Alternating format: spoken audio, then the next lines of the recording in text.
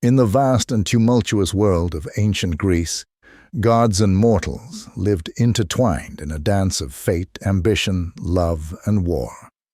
Among the greatest of tales, none is as legendary as that of the fall of the magnificent city of Troy.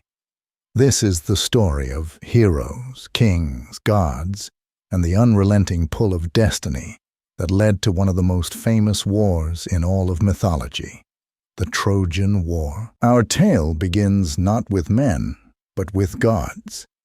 It was at the grand wedding of the sea nymph Thetis and the mortal hero Peleus. All the gods and goddesses of Olympus were invited, save one, Eris, the goddess of discord. Enraged at her exclusion, she devised a plan to sow chaos. With a wicked smile, Eris tossed a golden apple into the midst of the feast, inscribed with the words, "To the fairest." Immediately, 3 goddesses claimed the prize: Hera, queen of the gods; Athena, goddess of wisdom and war; and Aphrodite, goddess of love and beauty. Unable to resolve the dispute, they sought the judgment of Paris, a prince of the mighty city of Troy. The goddesses promised Paris great rewards if he chose them. Hera offered him power, Athena promised wisdom and victory in battle. But Aphrodite, in her charm, offered the love of the most beautiful woman in the world, Helen, queen of Sparta. Paris, captivated by Aphrodite's offer, awarded her the golden apple. And so, the seeds of war were sown. Helen, wife of King Menelaus of Sparta, was indeed renowned for her beauty. Her fame stretched across lands and seas, but it was her abduction by Paris that would plunge the world into chaos. With Aphrodite's aid, Paris traveled to Sparta under the guise of diplomacy. There he charmed Helen, and under the cover of night they fled to Troy, igniting the wrath of Menelaus. The betrayal of Paris was not only an offense to Menelaus, but to all of Greece. For Helen had once been courted by many of the Greek kings and heroes. Her father, fearing conflict, had made all suitors swear an oath to defend her marriage, whoever she chose. Now, bound by this oath, Menelaus called upon his brother, Agamemnon, king of Mycenae, to gather the greatest army Greece had ever seen, and to sail for Troy to reclaim Helen and restore honor to Sparta. Word spread across Greece, and soon the greatest heroes answered the call. Among them was Achilles, the greatest warrior of his age, whose mother, Thetis, had dipped him into the river Styx to make him invincible, save for the vulnerable heel by which she held him. There was Odysseus, king of Ithaca, known for his cunning and intellect. Though he initially feigned madness to avoid the war, he was eventually persuaded to join the cause. The mighty Ajax, known for his size and strength, and Diomedes, a fierce warrior, also pledged their allegiance to Agamemnon. Together they led an army that stretched as far as the eye could see.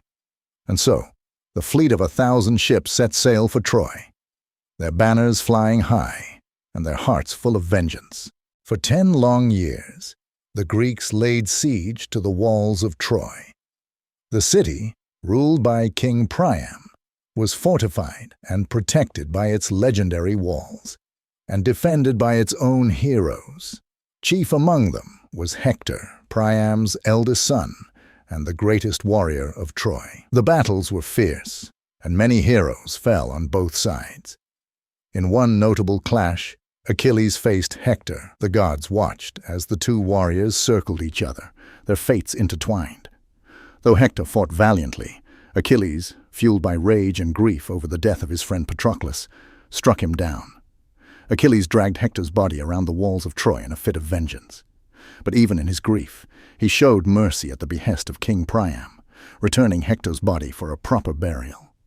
It was a brief moment of humanity in the midst of unrelenting war. Yet even Achilles, invincible though he seemed, was not immune to fate. The gods had foreseen his death, and it came at the hands of Paris. With the aid of Apollo, Paris shot an arrow that struck Achilles in his one vulnerable spot, his heel. And so, the greatest warrior of the Greeks fell, his name echoing through the ages. With Achilles dead, the Greeks seemed to falter. But cunning would soon win the war where strength had failed. It was Odysseus who devised the plan that would finally breach the walls of Troy. The Greeks built a giant wooden horse, hollowed out and filled with their best warriors. Then, feigning defeat, they sailed away, leaving the horse as a supposed offering to the gods. The Trojans, believing the war to be over, brought the horse inside their city as a trophy. They celebrated late into the night, and when the city was asleep, the Greek warriors emerged from the horse. They opened the gates to the returning Greek army, and Troy was sacked and burned. Paris was slain. King Priam was murdered at the altar of Zeus, and the city that had stood proud for so many years was reduced to ashes. The war was over, but the consequences would echo for generations. Helen was returned to Menelaus, though some say she left willingly, while others claimed she had been an innocent victim of Aphrodite's will. Odysseus would spend 10 more years wandering the seas, cursed by the gods, before finally returning home to Ithaca. His tale of struggle and perseverance would become legend in its own right. The Odyssey. As for the surviving Trojans, few were spared. Aeneas, a noble Trojan warrior, fled the burning city, carrying his father on his back. His journey would take him to Italy, where he would eventually found the line that led to the birth of Rome, ensuring that Troy's legacy would live on. The story of Troy is not just a tale of war, but a story of love, betrayal, honor, and the whims of the gods. It is a reminder that even the mightiest cities can fall, that heroes are bound by their fates, and that the echoes of one conflict can shape the course of history for centuries to come. Troy may be gone, but its memory, like the legends of those who fought and died there, endures forever. And so, our tale of Troy comes to an end. The flames of war may have consumed the city, but its legacy will never be extinguished.